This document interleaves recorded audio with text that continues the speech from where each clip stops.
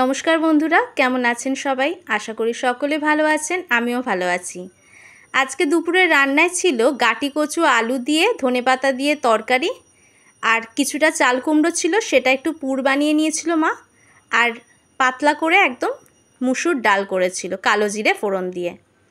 তার জন্য এখানে গাটি কচু আলু সমস্ত কেটে রেখে দিয়েছিল, আর এখানে এখন চাল কুমড়োটাকে মধ্যিখান দিয়ে অল্প অল্প করে চিড়ে টুকরো করে নিয়েছে। 5 পিস মতো হয়েছিল যতটুকু চাল কুমড়ো ছিল। আর গাটি কচু আলুটা অল্প জল দিয়ে সেদ্ধ বসিয়ে দিল। যদি এটা শুধুমাত্র কড়াইতে একটু করা হতো তাহলে অনেকটাই কিন্তু সময় লেগে যেত, আর আমাদের হাতে সকালবেলা সময়টাই থাকে কম। মা ঘুম থেকেই এখন ওষুধ যেহেতু খায়, সকালের দিকে খুব ঘুম পায় আর দেরি করে ওঠে, এই জন্য তাড়াহুড়ো পড়ে যায় কত তাড়াতাড়ি রান্নাগুলো করা হবে। আজকে অন্য সময় পুরটা শুধুই করা হয়, আজকে ভেবেছিল একটু বেসন দিয়ে পুরগুলোকে ভেজে দেবে। তার জন্য এখানে বেসন গুলে দেওয়া হলো। বেসনের মধ্যে অল্প হলুদ গুঁড়ো, নুন আর কালো জিরে দেওয়া হয়েছিল।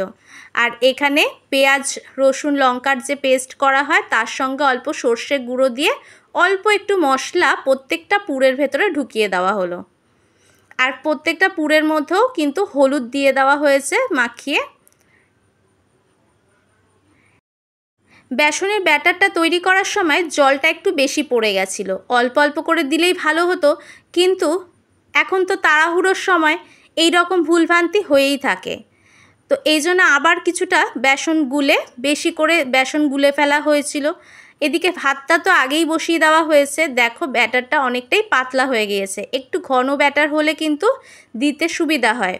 তো এই জন্য মা প্রত্যেকটা ব্যাটারের মধ্যে চুবিয়ে প্রথমে তো দিয়ে দিচ্ছিল চাল কুমড়োটা, আর ওপর দিয়ে ব্যাটারটা ছড়িয়ে দিয়েছিল, কারণ ব্যাটারটা যেহেতু বেসনের তাই জন্য তেলে দিলেই এটা পুরো স্টিফ হয়ে যাবে, এই কারণে ওপর দিয়ে দিয়েছিল। মোটামুটি ভালোই হয়েছিল। পরে এরকম টুকরো টুকরো করে কেটে নেওয়া হলো, আর পেছনের উল্টো পাশটাতেও আবার ব্যাটারটা দিয়ে দেওয়া হলো। যতটা সম্ভব দিয়ে দেওয়া হয়েছিল। আর দেখো শেষমেশ এরকম লাল লাল করে ভাজা হয়ে গেল, তুলে নেওয়া হয়েছে। এই পুরটা খেতে কিন্তু খুব টেস্টি হয়, আর একটু সেদ্ধ করে নিলে একদম তুলতুলে নরম হয়ে যায়, ভেতরে ঝাঁঝালো আর ওপরটা মচমচে, খেতে কিন্তু খুব স্বাদ হয়।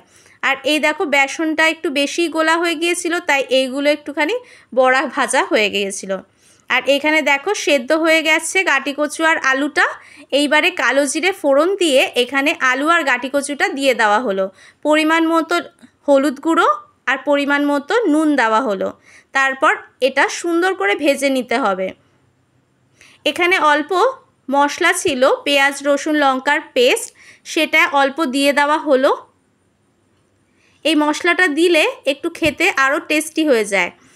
তো এখানে দেখো একদম এটা গা মাখা মাখা হবে, এই জন্য এতে বেশি পরিমাণ জল দেওয়া হবে না, অল্প একটু জল দেওয়া হলো, যেহেতু এটা লেগে যাচ্ছিল। আবার এটা সুন্দর করে কষিয়ে নেওয়া হচ্ছে।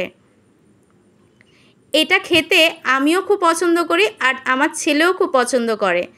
ওপর দিয়ে ধনেপাতা কুচি করে দিয়ে দেওয়া হলো। আর ওই রান্নাটা কিন্তু একেবারেই তৈরি হয়ে গেছে। আর এখন চটজলদি একটু ডাল বসিয়ে দিচ্ছে মা। এখানে কালো জিরে ফোড়ন দিয়েছে, তারপরে মুসুর ডাল আর দুটো চেরা কাঁচা লঙ্কা দিয়ে নুন হলুদ দিয়ে প্রেসার কুকারে বসিয়ে দিয়েছিল। মুসুর ডালের সঙ্গে এই গন্ধরাজ লেবু খেতে কিন্তু খুব ভালো লাগে। আর আমার বাবার আবার লেবুতে রস বেশি চাই না, গন্ধ হলেই ভাত খাওয়া হয়ে যায়। মুসুর ডাল খেতে খুবই পছন্দ করে এই লেবু দিয়ে, তাই জন্য মা একটু লেবু কেটে বাবার সঙ্গে দিয়ে দিয়েছিল। আর এখানে তরকারিটা দেখো একটু নাড়াচাড়া করে নামিয়ে নেওয়া হচ্ছে। ধনেপাতা দেওয়ার পরে একটা সুন্দর গন্ধ বেরোচ্ছিল। গাটি কচু দিয়ে শানকেও ভাত মেখে দিলে ও আলু মনে করে খেয়ে ফেলে। তো বাবাকে এখন ভাতটা বেড়ে দেওয়া হচ্ছে। এখানে বাটিতে ডাল ভরে দেওয়া হলো।